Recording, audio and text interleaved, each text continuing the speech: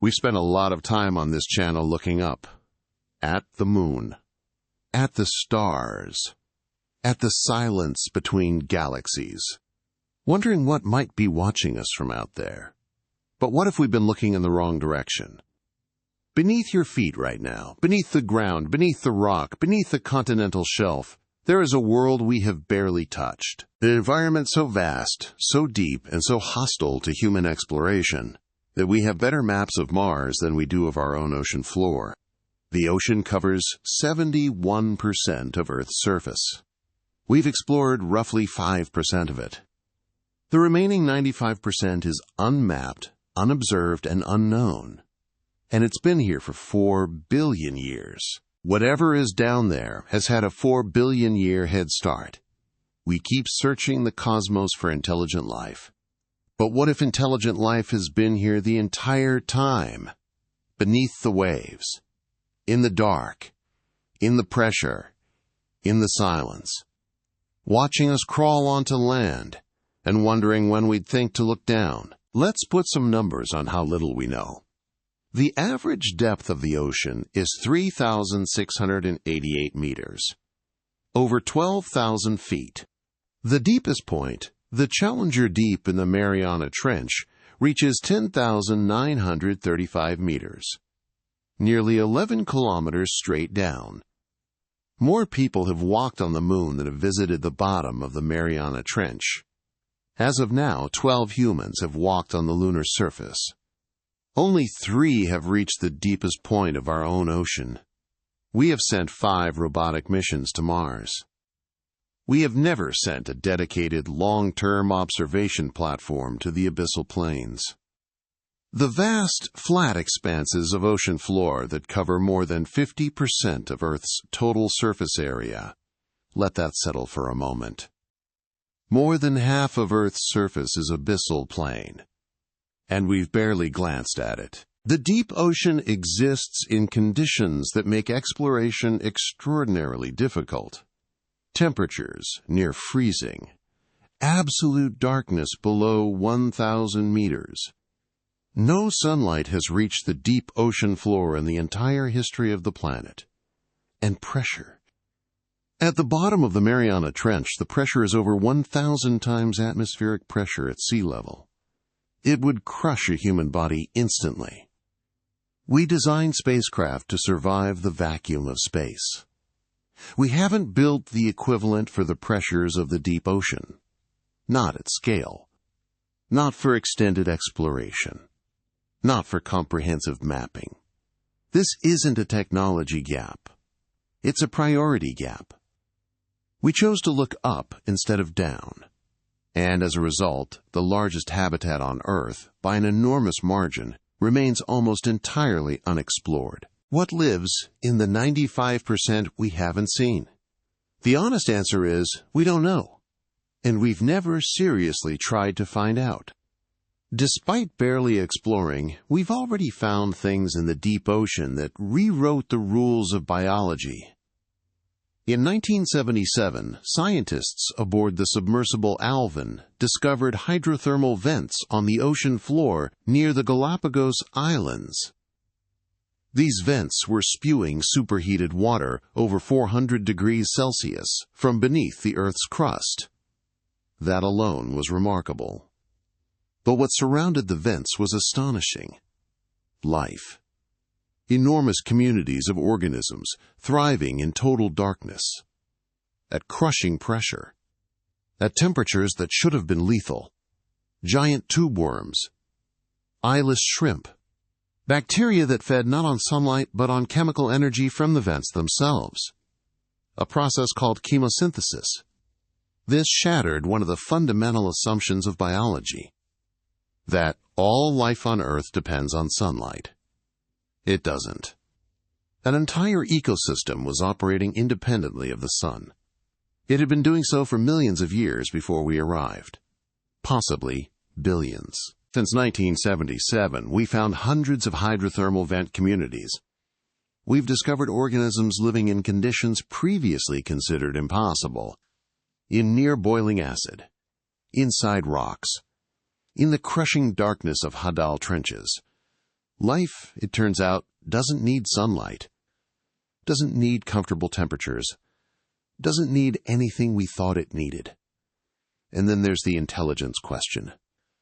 Octopuses diverged from the rest of the animal kingdom roughly 500 million years ago. In that time, they independently evolved complex nervous systems, problem-solving abilities, tool use, individual personality, and something that looks remarkably like curiosity. They have the most complex brain of any invertebrate. They can solve mazes, open jars, recognize individual human faces, and, in documented cases, appear to play. They evolved all of this completely independently from mammals. Different lineage, different evolutionary path, different starting conditions. Same result. Complex intelligence. This is called convergent evolution. The independent development of similar traits in unrelated species. And it tells us something critical. Intelligence isn't a fluke. It's a pattern. Given enough time and the right conditions, evolution produces intelligence repeatedly, independently, in different environments. The deep ocean has had 4 billion years, and we've checked 5% of it. Most discussions about non-human intelligence assume it comes from space. Another planet, another star system, another galaxy. But there's a lesser-known hypothesis, one that a small number of researchers have explored, that asks a different question entirely. What if intelligent life didn't arrive on Earth? What if it evolved here, long before us, and we simply never found it? This is sometimes called the ultraterrestrial hypothesis. The idea that Earth may harbor an intelligent species that predates humanity. Not an alien civilization, a terrestrial one. One that evolved in an environment we've barely explored, using biology we don't fully understand, developing capabilities we haven't imagined. The deep ocean is the most likely candidate for where such an intelligence could exist. Consider the requirements. You need an environment that has existed relatively stable for billions of years. The deep ocean qualifies. It's been continuously present since Earth had liquid water. You need conditions that support complex chemistry. Hydrothermal vents provide abundant chemical energy and have been proposed as the likely origin point of all life on Earth. You need enough time for intelligence to evolve. The ocean has had a 3 billion year head start over land-based life. Animals have existed in the ocean for over 600 million years. Complex nervous systems appeared in the ocean before anything crawled onto land. And you need isolation. An environment where an intelligent species could evolve and thrive without ever being detected by the dominant surface species. The deep ocean provides total isolation. Below 1,000 meters there is no light. Below 4,000 meters there is almost no human presence of any kind. The abyssal plains, covering more than half of Earth's surface, have been visited by humans fewer times than the surface of the Moon. An intelligence could have evolved in the deep ocean, developed for hundreds of millions of years, built whatever it built, organized however it organized. And we would have no idea, not because it's hiding, but because we've never looked. If you start looking for anomalies in the ocean, you find them faster than you'd expect. Unidentified submerged objects, USOs, have been reported by military personnel, commercial sailors, and submarine operators for decades. The U.S. Navy has acknowledged encounters with objects moving through water at speeds that conventional technology cannot explain. Objects tracked on sonar traveling at hundreds of knots. In 2021, the Pentagon confirmed the existence of a task force investigating what it calls transmedium vehicles. objects that appear to move seamlessly between air and water. Now, the vast majority of USO reports have mundane explanations: equipment errors, sonar glitches, misidentified marine life, military testing. The percentage that remains unexplained is small, but it's not zero. Then there's the sound. In 1997, the National Oceanic and Atmospheric Administration detected a sound in the deep Pacific Ocean that became known as the bloop. It was one of the loudest sounds ever recorded in the ocean, powerful enough to be detected by sensors over 5,000 kilometers apart. NOAA's initial analysis couldn't match it to any known geological or biological source. For years, it was classified as unexplained. NOAA eventually attributed the bloop to icequake activity, the cracking and calving of Antarctic ice. And that's probably correct. But here's what's worth noting. The bloop's frequency profile was consistent with a biological origin. If it had been produced by a living organism, that organism would have to be significantly larger than any known animal. Larger than a blue whale by a substantial margin. The ice explanation works. A biological explanation would require something we've never documented. Both explanations are consistent with the data. We chose the one that doesn't require rewriting biology. And then there's something more subtle. The ocean produces sounds we can't identify on a regular basis. The upsweep, detected in 1991. Still occurring. Source unknown. The slowdown, recorded in 1997. Never fully explained. The Julia, also 1997, attributed to an iceberg, but with characteristics that made some analysts uncertain. We have a catalog of unexplained ocean sounds spanning decades.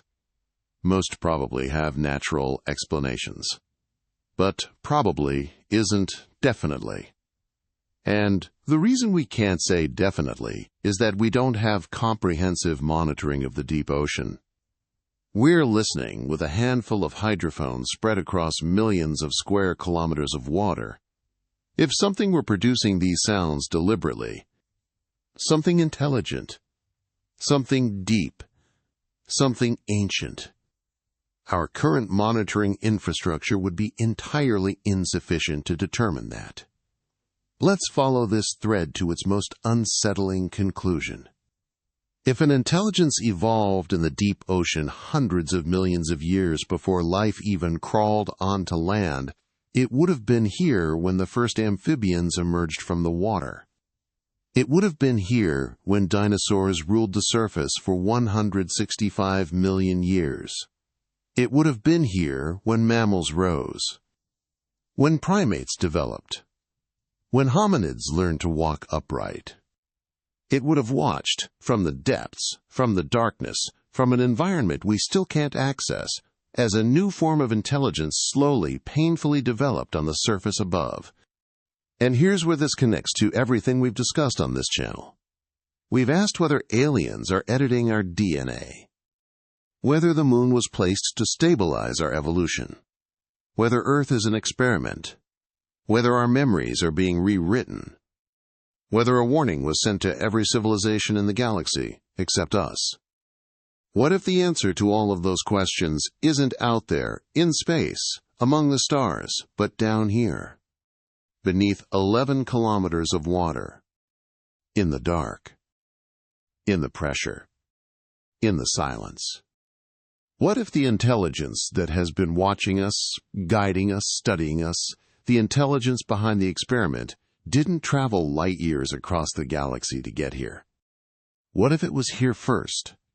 What if it was here before anything else? And what if it's been waiting, patiently, for millions of years to see what we would become? The question isn't whether something intelligent could exist in the deep ocean. The conditions support it. The time frame allows it. The convergent evolution of intelligence on the surface proves the pattern exists. The question is whether we're ready to find out what's been living beneath us for longer than we've existed as a species, and whether it's ready for us to find out. If this series has changed how you see the world around you, subscribe. We ask one of these questions every week. And we're not done yet. Tonight, somewhere on this planet, the sun will set over the ocean. The surface will go dark. The waves will continue. Rhythmic, constant, indifferent.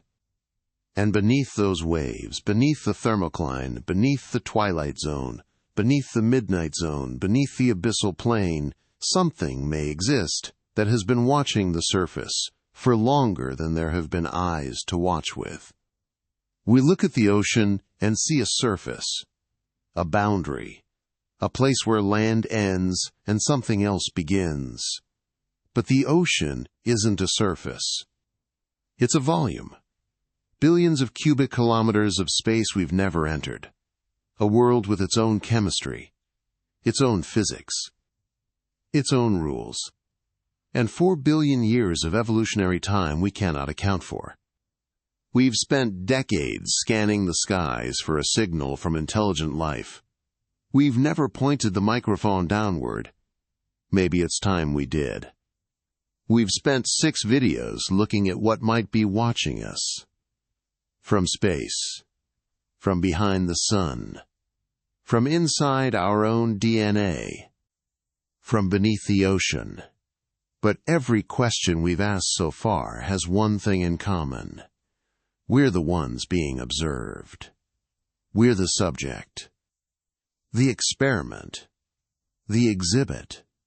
What if we turn that around? What if we stopped asking what's watching us and started asking what happens when we finally watch back? What if humanity sent a message to the deep ocean and something answered? That's next.